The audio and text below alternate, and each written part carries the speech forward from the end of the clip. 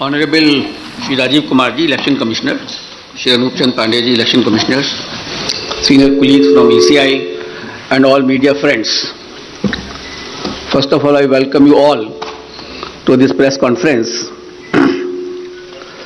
As you are aware that the term of legislative assemblies of Goa, Manipur, Punjab, Uttarakhand and Uttar Pradesh are due to expire in this year on March 15th, March 19th, March 23rd and again March 23rd and May 14th respectively. A total of 690 assembly constituencies will go poll this time. These includes 40 assembly constituencies in Goa, 60 assembly constituencies in Manipur, 117 ACs in Punjab, 17 ACs in Uttarakhand and 403 ACs in Uttar Pradesh. The Constitution of India places upon ECI the solemn responsibility to conduct timely elections.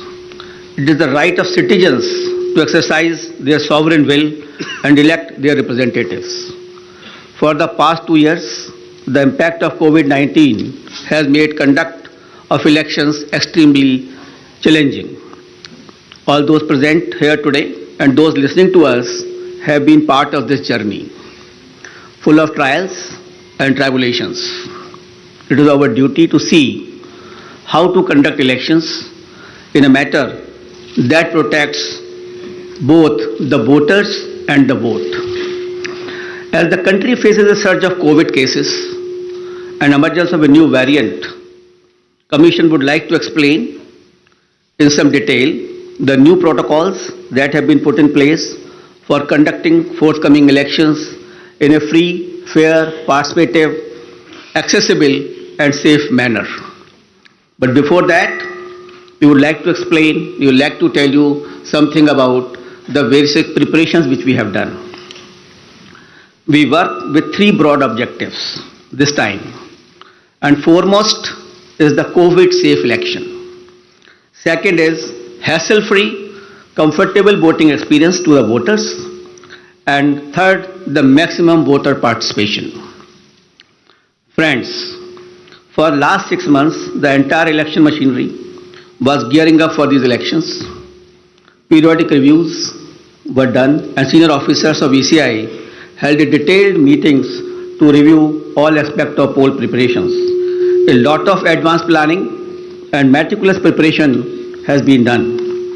In the month of December 2021, Commission visited the poll-bound states to review poll preparedness, and we also had a virtual meeting with the political parties of Manipur and their officers. We discussed with various political parties and elicited their views and suggestions.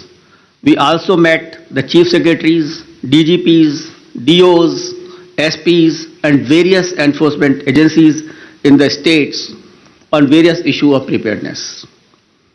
As the COVID cases showed a resurgence, especially in view of the new variant of concern, that is Omicron, Commission held meetings with Health Secretary, Government of India and health experts as well, health secretaries of the states.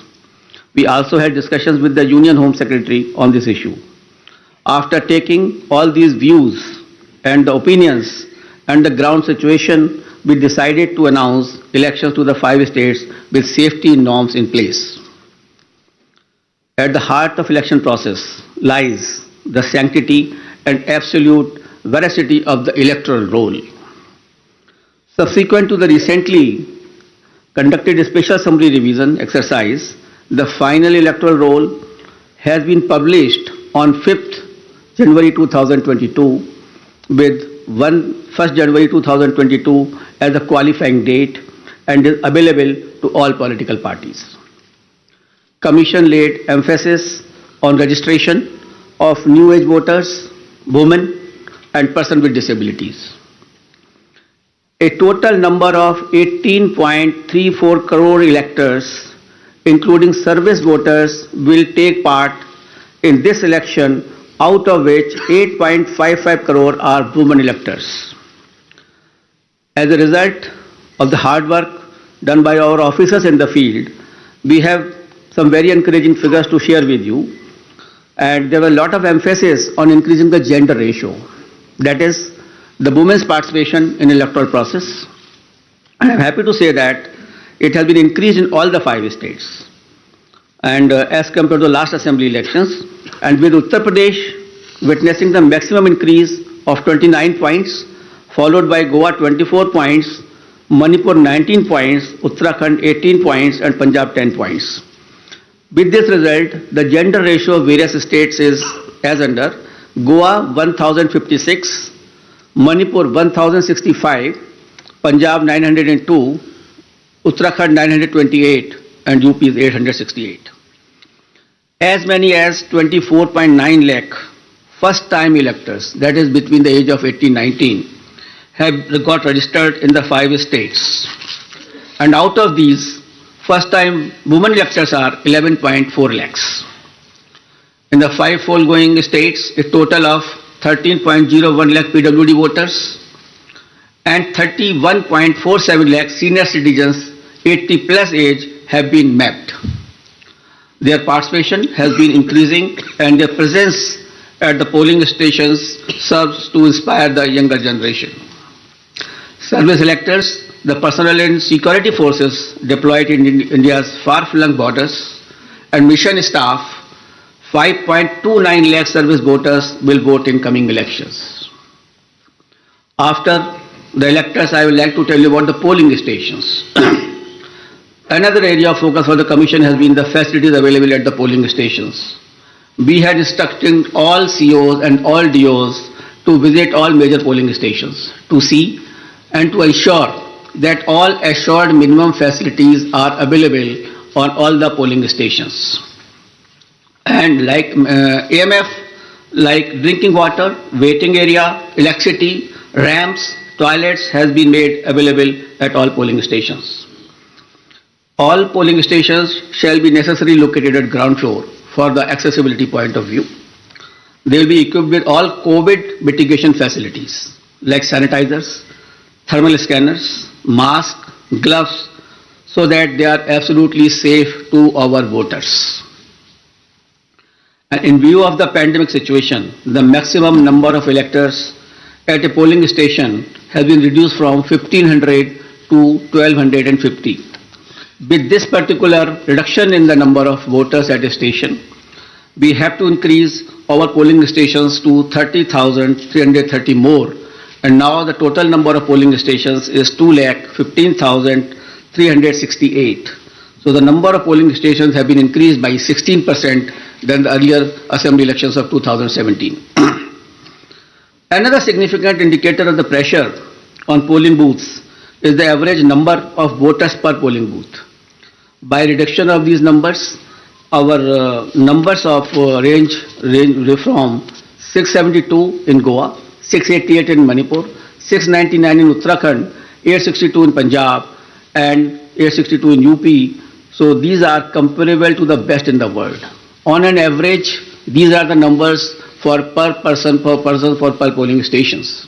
So all stations are less than 1,000, and you see 688, 699, which is very comfortable, and we can give a very good polling stations experience to the voters. As a part of our firm commitment towards greater constructive participation of women in the electoral process, Commission has mandated that at least one polling station managed exclusively by women shall be set up in every assembly constituency. Our officers have identified even much more than that. There are 690 assembly constituency, but we are setting up a total of 1,620 such polling stations that will be totally manned by women, staff, and the women security personnel as well. This will definitely empower the women, will set an example for others. The women can come freely to cast their votes without any hesitation and without any problem. Similarly, some polling stations will be exclusively managed by persons with disabilities. That will also give a sense of confidence to the persons and an inspiration to others. We have made special arrangements for PWDs. Commission is truly committed to ensuring a comfortable polling environment to persons with disabilities. They shall be given priority for entering polling booths, provision made for designated parking spaces close to the entrance of polling stations. Volunteers shall be available to facilitate PWDs. Wheelchairs will be arranged. All polling stations will be having a gentle ramps so that there should be no problem to our persons with the disabilities. We have made arrangement for the postal ballot facility for absentee voters, and three types of absentee voters have been identified, that is the senior citizens with the age above 80 plus, the PWDs with the benchmark disability, and those who are COVID affected. A polling team consisting of 2 polling officials along with a videographer and security will then go to electors' house along with the voting compartment and get the electors to vote on the postal ballot. That is just like ECI at the doorstep of the voter. Candidates will be provided a list of such electors along with route chart and a schedule so that they may send their representative accordingly. Therefore, there is absolutely transparency as far as this absentee voter is concerned. We have also given a facility of online nomination to the candidates. This is an optional facility, and we would like the candidates should use this facility so that the physical contact can be reduced and online facility can be fully utilized by the candidates who are coming for contesting the poll. Friends, another important issue is the candidates with the criminal cases. Each and every voter has a right to know the background of the candidate. Among other measures to ensure ethical elections, emphasis is also given on mandatory publicity of criminal antecedents. Candidates with criminal antecedents are required to publish information in this regard in newspaper and through television channels on 3 occasions during the campaign period. Besides this, it is also mandatory for political parties to upload on their website at the home page detailed information regarding individuals with pending criminal cases who have been selected as candidates. Along with the reasons, the political party will have to give the reasons as to why this particular candidate has been selected and no candidate without any criminal antecedent was selected, and benevolity is not the criteria for the same. And the details will be published within 48 hours of the selection of the candidate and not prior to 2 weeks before the first date of filing of nomination as was done earlier. The details of such candidates will also be available on Know Your Candidate, that is an app developed by the ECI. Measures for ensuring peaceful and transparent polls. All critical events will be videographed to closely monitor the proceedings on the poll day without violating the secrecy of the voting process. The Commission has directed that arrangements for webcasting shall be done in critical polling stations and all polling stations in vulnerable areas, or at least in 50% of total polling stations, including auxiliary polling stations, whichever is higher. We have seen the preparations of the officers in this regard. The officers have been guided that absolutely on objective criteria, the critical stations and the vulnerable areas should be selected. And I'm happy to say that at least more than 1 lakh polling stations across the 5 fold-pound states, which is roughly 60% of all polling stations, are covered by webcasting. To ensure further transparency, officers of the civil services drawn from IAS, IPS and IRS and other account services shall be deployed as central observers in the coming elections. Nearly 900 observers, general observers, police observers and expenditures observers will keep a watch on every aspect of elections in the field. The special observers will also be deployed if necessary. Another important issue is the expenditure monitoring. As you are all aware that only 2 days before we have increased the limit of candidates for the elections as far as the expenditure is concerned from 28 lakh to 40 lakh.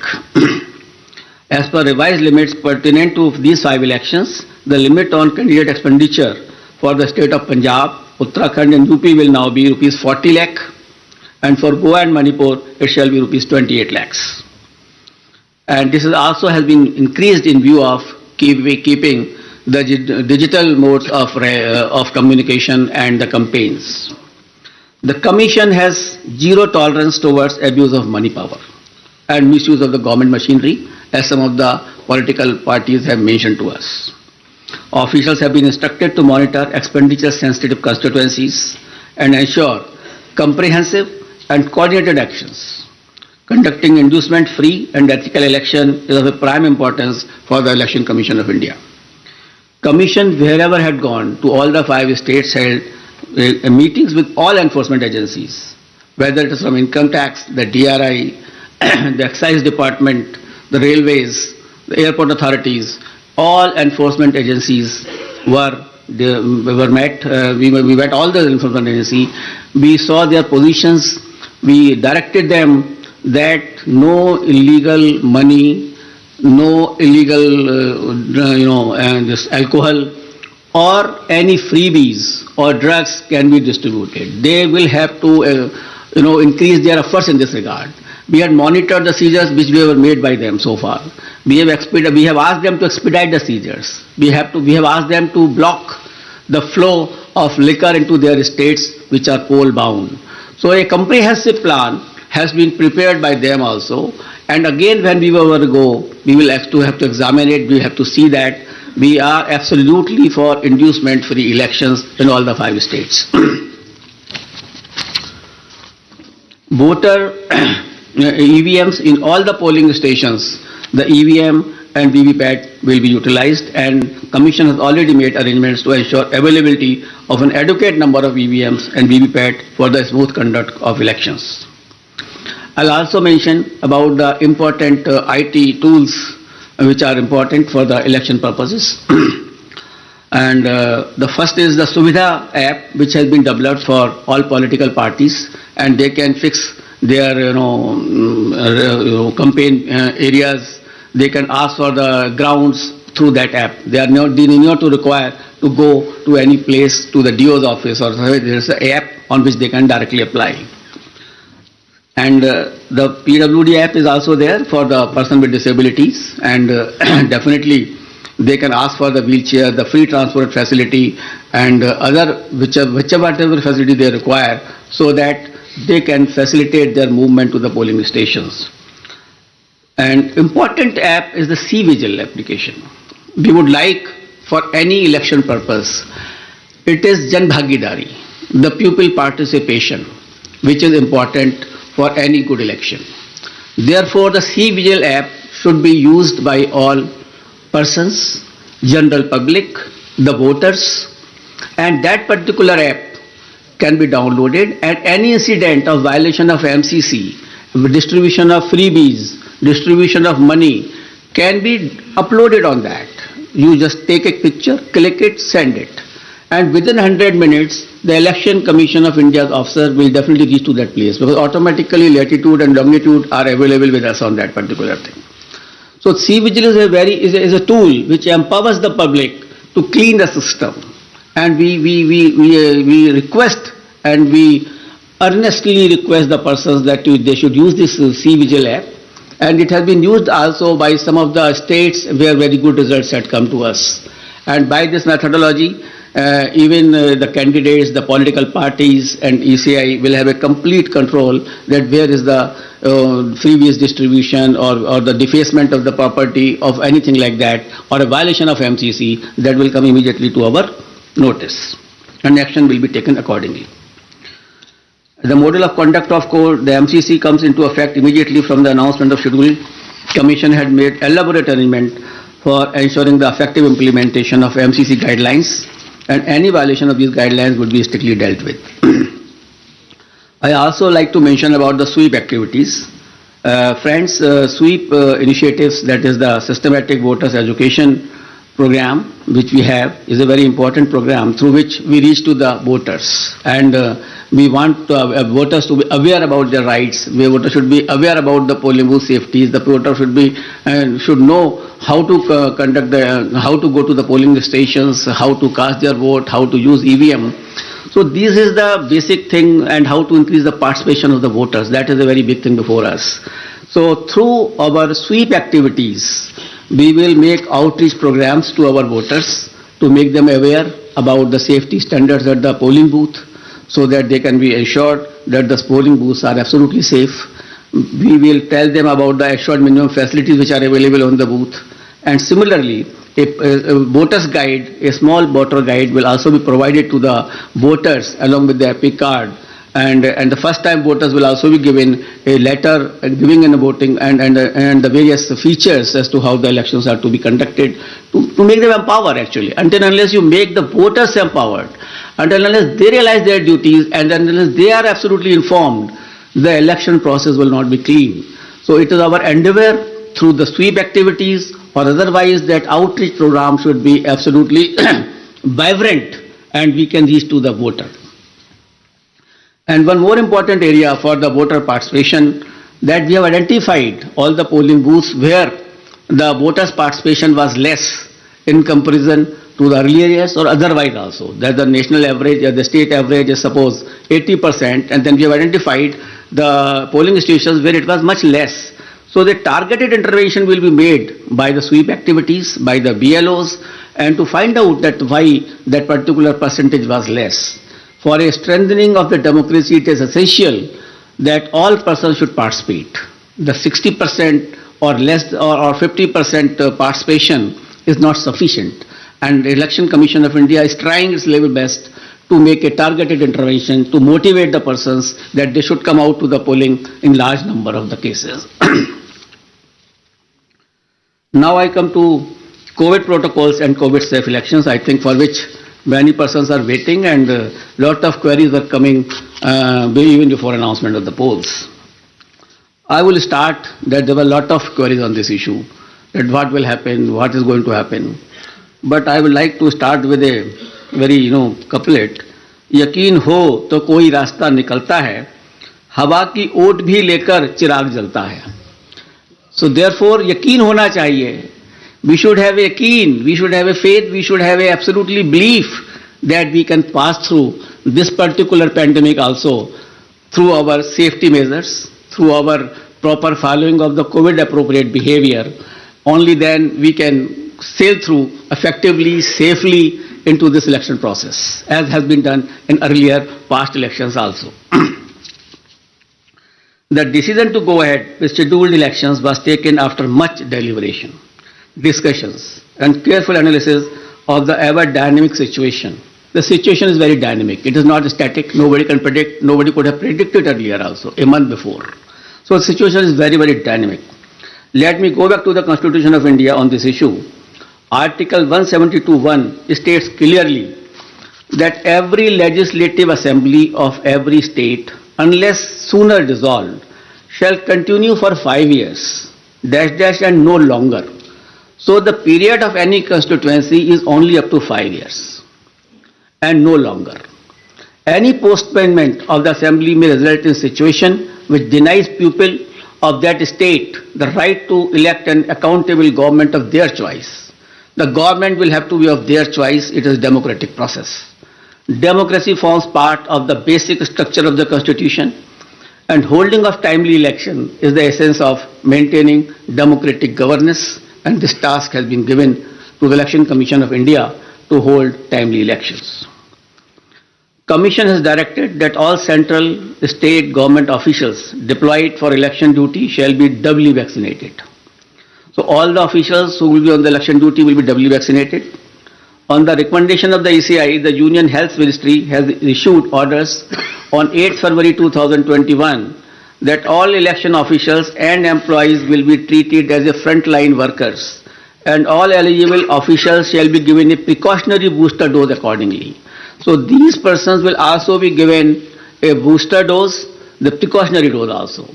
With this, my all polling officials who are on the poll duty will be fully safe.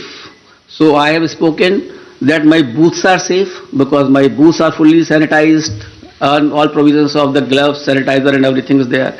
And here are the polling officials who are the safe. We have directed on our visits also and otherwise also, we have directed the chief secretaries of all polling going states to accelerate the first and second dose of vaccination to all eligible citizens above 18 years. Wherever we have gone, in all the polling stations, we have reviewed the situation of the vaccination. And yes, you people have also reported, you have also informed that we have asked the chief secretaries to expedite this first dose as well as second dose to my electors of this country. And let me share with you the vaccination program. They have accelerated the vaccination of the persons of various states. Let me share some vaccination figures with you. Data is on January 7th, 2022. In Goa, more than 95.8% people have been vaccinated with both the doses. So almost all population of Goa has got double vaccination. And in Uttarakhand, people have got 99.6% people have got their first dose and 83% have got the second dose. So in Uttarakhand also, the large number of population is vaccinated. In Uttar Pradesh, which was lacking earlier, but after our interventions and after our discussions over there, 90% population had been administered first dose and more than 52% had taken both the doses. In Punjab, 82% had been given the first dose of vaccination and 46% covered by both the doses. In Manipur, 57% had been jabbed with the first dose while 43% had been administered both the doses. In absolute figures, as on January 7, 2022, more than 15 crore people in these 5 states together have got the first dose of vaccine and more than 9 crore people had been administered both the doses. So this was regarding the safety of electors. There are 3 components of the elections: polling booth, polling officials and the electors. So the Commission has taken steps that all these 3 should be the safe area. As far as the electors are concerned, most of the persons have got the vaccination, as I have just mentioned to you. The polling officials are doubly vaccinated with the booster dose also. Polling stations are safe, as I mentioned to you, that all sanitizations have been done, and before polling also, all polling booths will be fully sanitized. We have also seen the positivity rate of these states before taking decisions. I'll tell you that the weekly positivity rate in UP was only 0.24%. In Uttarakhand it was 1.01%. In Punjab it was 2%. Hello? Slowly. Figures. Acha figure. In UP the positivity rate was 0.24%. In Uttarakhand the positivity rate was 1.01%.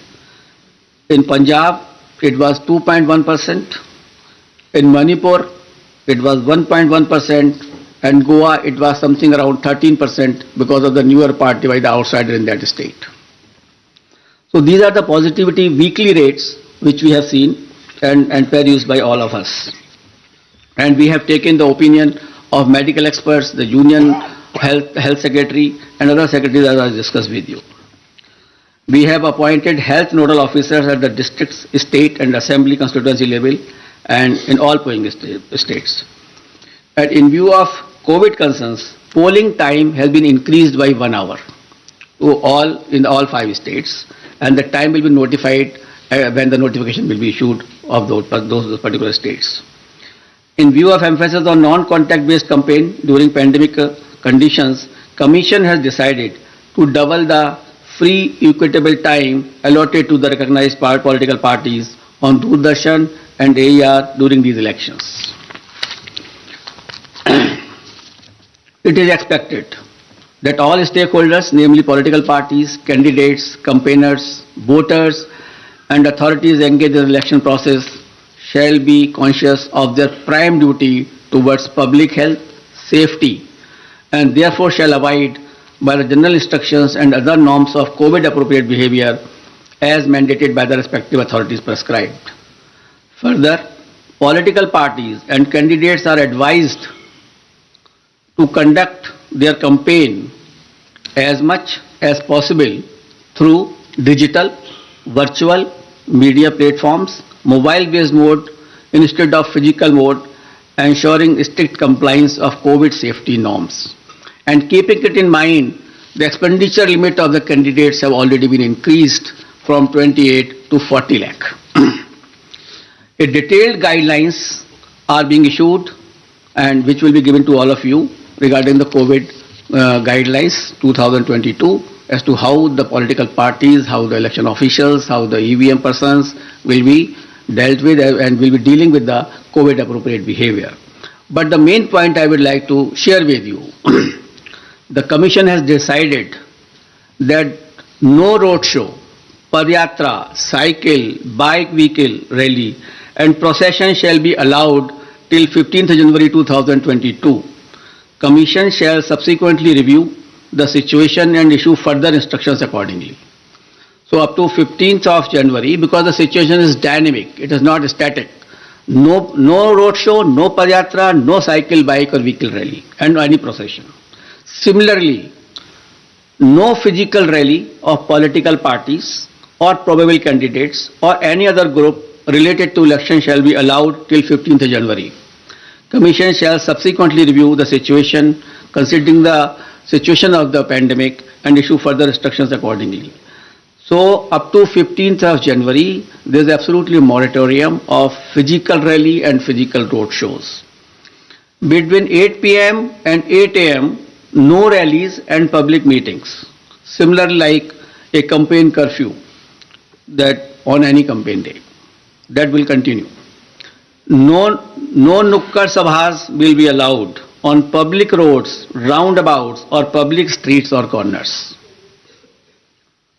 Fifth, no victory procession after the counting shall be allowed and not more than 2 persons shall be allowed to accompany the winning candidate or his or authorized representative to receive the certificate of election from returning officers.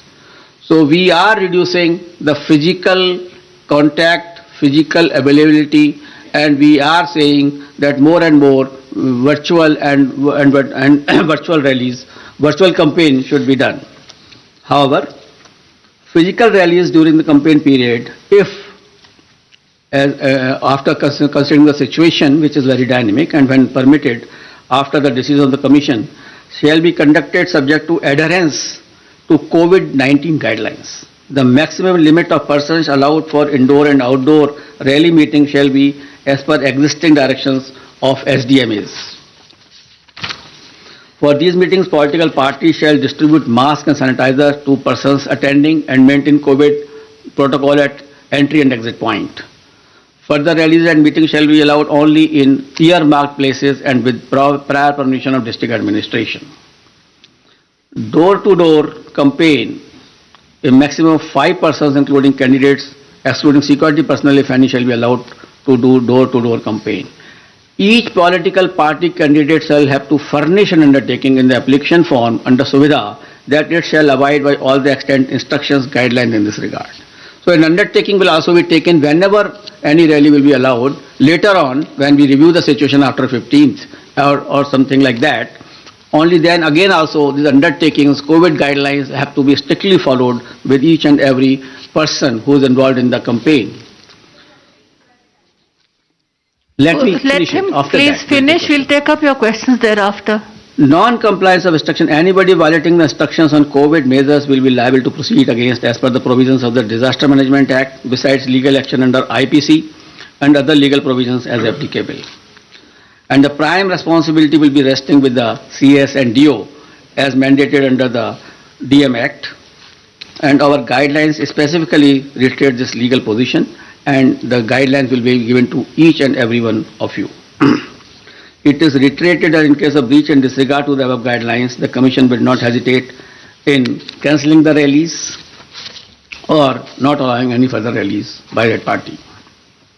So the COVID protocol is absolutely quite restrictive and quite strong basically that way, so that we can see that no physical rally will be done up to 15th of January. Media, I would like to come to the media now. Media has always been a friend of ECI and has played a very significant and positive role in elections. And this time also, we implore them to help us reach out to all stakeholders regarding safety norms and higher voter participation. It is you only who communicate our message to the public. It is you only who motivates them to cast a vote. It is through you only that we send our messages to them. So you are our friend, and you are the person who can help us in achieving our goals.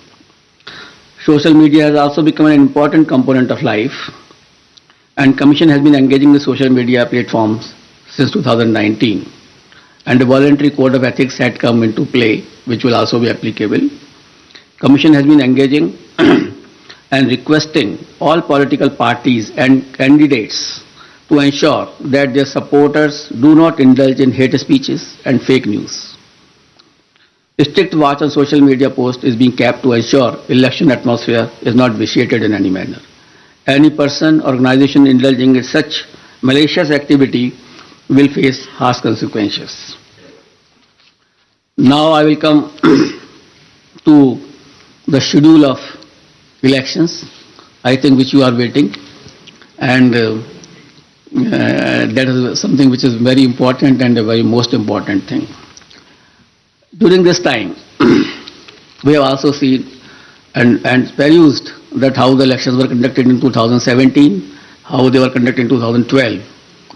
In 2012, it was done, all the 5 states were done in 9 phases. In 2017, it was done in 8 phases. And now we are reducing it by 1 more phase, and all elections of 5 states will be conducted in 7 phases. I will give you the, I will read it and I will give you. Total 7. Total 7. All the 5 states combined together will be completed in 7 phases. I will give you a detailed chart, then you can understand more. Should I start?